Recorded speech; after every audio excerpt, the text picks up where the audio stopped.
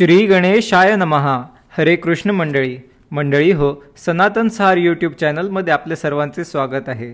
आज आपण ऐकणार आहोत श्री दुर्गा सप्तशती मराठी अध्याय 10वा, शुंभ दैत्याचा वध। ऋषी पुढे म्हणाले, प्राणांपेक्षा प्रिय असा आपला भाऊ मरून पडलेला पाहून व सैन्याची वाताहत पाहून शुंभ फार चिडून बोलला, अगं दुष्टे दुर्गे, शक्तीचा गर्व दाखवू नकोस। तू फार अभिमानी असलीस तरी दुसऱ्यांच्या शक्तींची मदत घेऊन लढते आहेस। त्यावर देवी बोलू लागली, अरे दुष्टा, या जगात फक्त मीच भरलेली असून दुसरे कोणीच नाही। या बाकीच्या सगळ्या जणी तर माझाच अंश आहे व आता माझ्यातच सामावतील हे तू प्रत्यक्षच पहा। लगेच ब्रह्माणीसहित सर्व देवता तिच्या शरीरात विलीन झाल्या व अंबिका एकटीच तिथे उरली।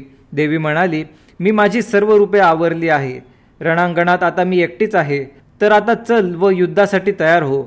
ऋषी पुढे वर्णन करतात, मग सर्व देवांच्या व दैत्यांच्या नजरेसमोर देवी व शुंभ यांचे भीषण युद्ध सुरू झाले। धारधार हत्यारे, बाणांचा वर्षाव व अत्यंत प्रखर अशा अस्त्रांनी सर्व लोकांचा थरकाप उडविणारे भयानक युद्ध झाले। अंबिकेने सोडलेल्या शेकडो दिव्य अस्त्रांना शुंभाने तशीच अस्त्रे सोडून निष्प्रभ केले। ती शुंभाची दिव्य अस्त्रे देवीने केवळ हुम आकार असे आवाज काढून सहजपणे नष्ट केली। लगेच शुंभाने शेकडो बाणांनी देवीला झाकून टाकले। तेव्हा संतापलेल्या देवीने बाणाने त्याचे धनुष्यच तोडून टाकले। तेव्हा धनुष्य टाकून तो दैत्यराज शक्ती हातात घेऊन फेकण्यास सज्ज झाला। तोच देवीने चक्र फेकून ती शक्ती त्याच्या हातात असतानाच फोडली। चपळाई करून तलवार आणि 100 चंद्रकांतमणी जडवलेली ढाल घेऊन तो धावत निघाला। देवीने सुद्धा धनुष्यावरून तीक्ष्ण बाण सोडून त्याची तलवार आणि सूर्यकिरणांसारखी चमचमणारी ढाल नष्ट केली। त्याच वेळी तिने त्याच्या रथाचे घोडे, रथ आणि सारथी यांचा नाश केला। तेव्हा धनुष्य नसलेला, रथ मोडलेला व सारथीविहीन असा शुंभ देवीला मारण्यासाठी सरसावला आणि त्याने एक मुदगर घेतला व धावत निघाला। तोच त्याच्या हातातला मुदगर देवीने तीक्ष्ण बाणांनी फोडला। तरी सुद्धा तो दैत्येंद्र हाताची मूठ वळून ती उगारून वेगात धावला आणि तिच्या छातीवर मुठीने जोरजोरात प्रहार करीत सुटला। तेव्हा देवीने सुद्धा हाताच्या पंजाने त्याच्या उरावर एक जबरदस्त चपराक ठेवून दिली। त्यामुळे तिरीमिरी येऊन तो खाली पडला, पण पापणी लावण्याच्या आत विलक्षण चपळाईने तो उठला व देवीला उचलून आकाशात उडाला आणि फार उंचावर गेला।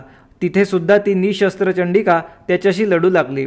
तेव्हा देव, दैत्य, सिद्ध व मुनी यांना अद्भुत वाटणारे असे दोघांचे मल्लयुद्ध सुरू झाले। ते युद्ध बराच वेळ चालले।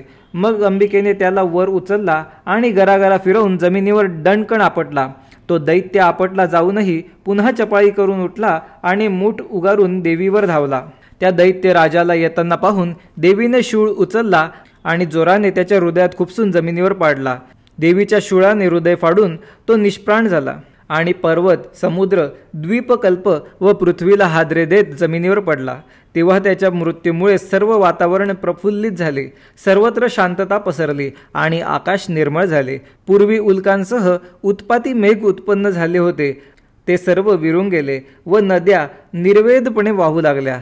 त्याचा अंत झाल्यामुळे देवांचे समुदाय आनंदित झाले आणि गंधर्व सुरेल गीते गाऊ लागले। काही गंधर्वांनी वाद्यांची साथ दिली, अप्सरांचे थवे नाचत सुटले, पवित्र सुगंधी वारे वाहू लागले आणि सूर्य पुन्हा तेजाने चमकू लागला। असा हा देवी महात्म्यातील 10वा अध्याय आहे। मंडळी हो, हा व्हिडिओ आपणास कसा वाटला कमेंटतर्फे आम्हाला नक्की कळवा। तसेच व्हिडिओ आवडला असल्यास असेच आणखी व्हिडिओ पाहण्यासाठी चॅनलला सबस्क्राईब करायला विसरू नका आणि हा व्हिडिओ आपले नातेवाईक, मित्रमंडळी यांच्यासोबत नक्की शेअर करा। आपण लवकरच भेटू नवीन व्हिडिओमध्ये।